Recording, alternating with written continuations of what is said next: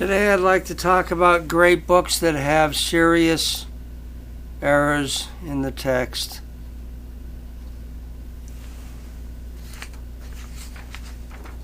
Here's a January 19th, 1900 F.T. Merz letter to Sebastian Fulke in Montevideo.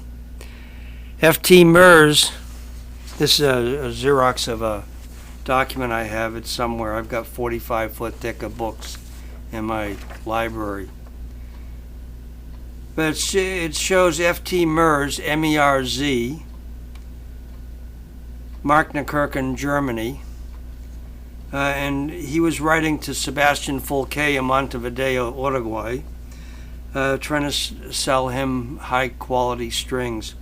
F.T. Merz Company began in 1827, and they continued at least into the 1850s, and they supplied binding, mother of pearl, thousands of pounds of mother of pearl, all out of their catalog. So they began in 1827. I don't know whether they took over another company or not, but there's a lot of data online. And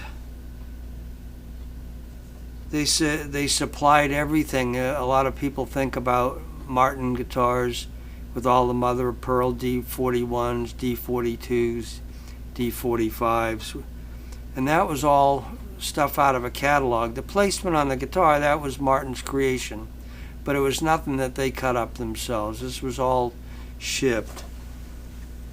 Now back in 2014, this book called Inventing the American Guitar, which is a great book edited by Robert Shaw and Peter Zago, it first mentioned T.F. Merz, not F.T. Merz, and I had got this book a couple months ago, and on page 32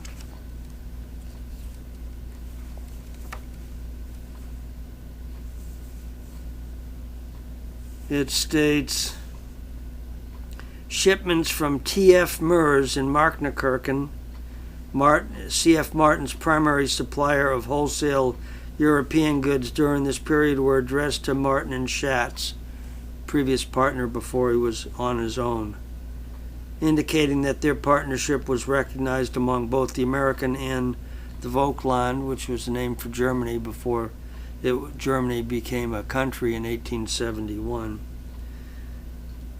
Instrument making communities.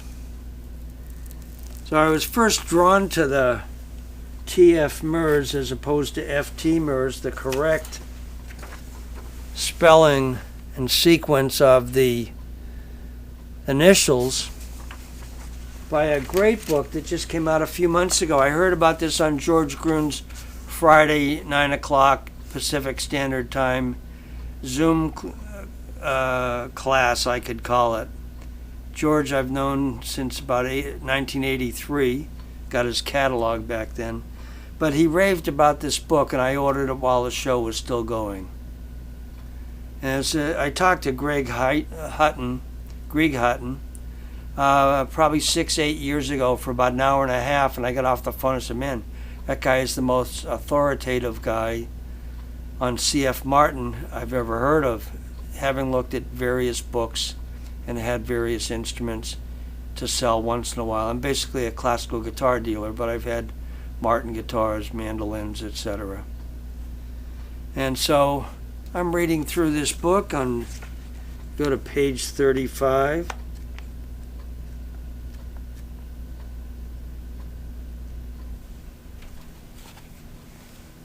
And here it says Traugott, which is probably the correct name, F. Merz. In the index it says T.M. Merz. So the book was not proofread whatsoever. You can see the, it, things like that. But the information in this book is really incredible. And it goes on for 8 pages with having the wrong sequence, calling it TF Merz instead of FT Merz, on and on and on. And I just went, how did he make that mistake? But somehow it happened. And so I've been meaning to alert people out there that it is FT Merz, not TF Merz. FT Merz supplied, as you can see, Sebastian Fulke in Montevideo. He was making guitars about 1860. I have an article in my book, Annotations for the History of the Classical Guitar of Argentina, 1822 to 2000. It's about 3 or 4 pages. I translate an article written, I think, about 1892 about his shop in Montevideo, 3 stories, and that was from Montevideo Musical magazine. So we have these errors that we find in historical books. One of the most common things we see on the internet now is stating that Santos Hernandez studied with Jose Ortega in Granada. That's not the case. Rafael Ortega went from Granada to Madrid and set up shop.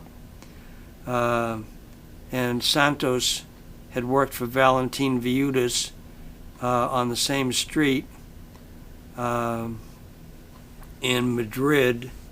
And then shortly after that, 1 or 2 years later, in the 1880s, 1890s, Santos Hernandez worked for Rafael Ortega, which was on the same street about 600 feet down the road.